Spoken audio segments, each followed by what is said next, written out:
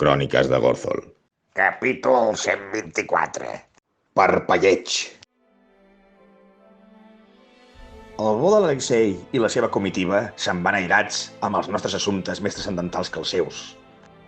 Abans que desapareixin de la nostra vista, comencem a notar uns terratrèmols per les cadenes in crescendo, i Silvira es queda amb nosaltres juntament amb els gòlems nans fins que passa el terrabastall.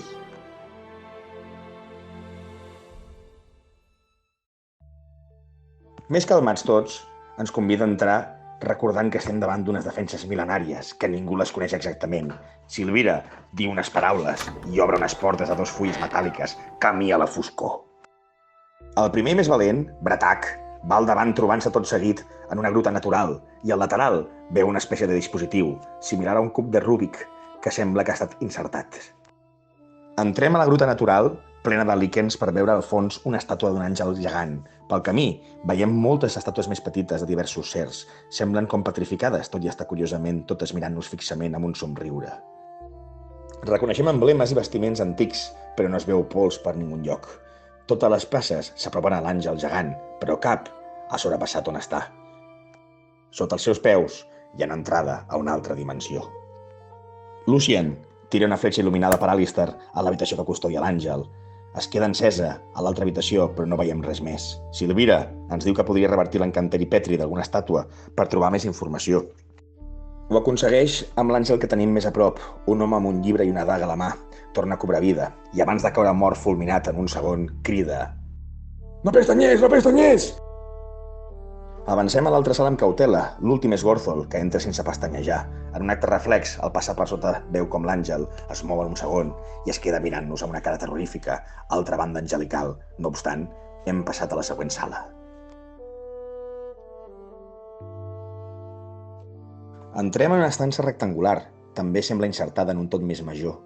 Hi ha una estàtua d'un àngel a cada extrem de la sala que ens miren amb un somriure d'orella a orella.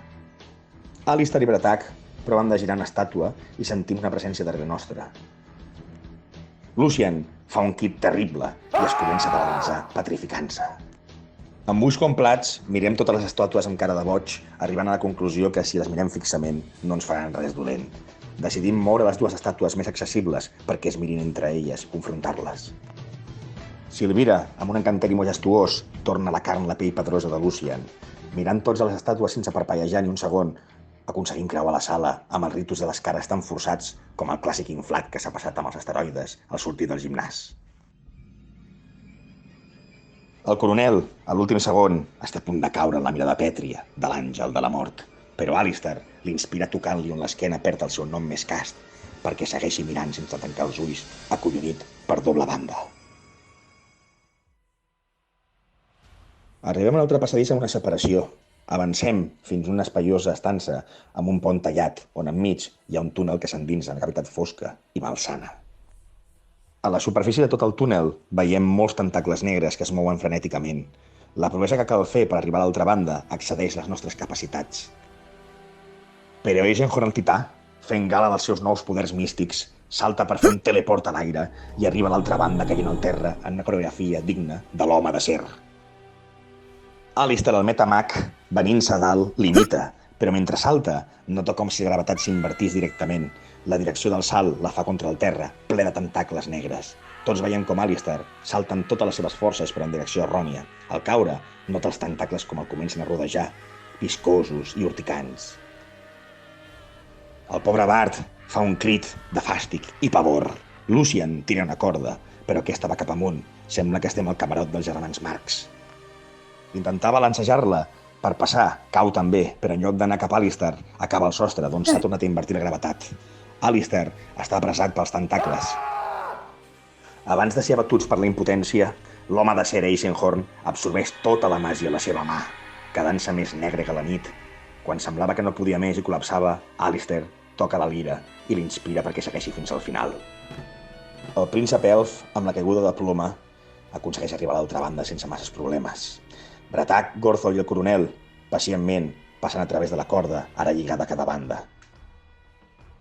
Acabem rescatant el bo de l'Alistair, que està molt afectat psicològicament a la ben edat entre cucs i tentacles que intentaven ficar-se per la seva boca, recordant un passat malsà. Entrem a la següent sala, disposats a tot i força.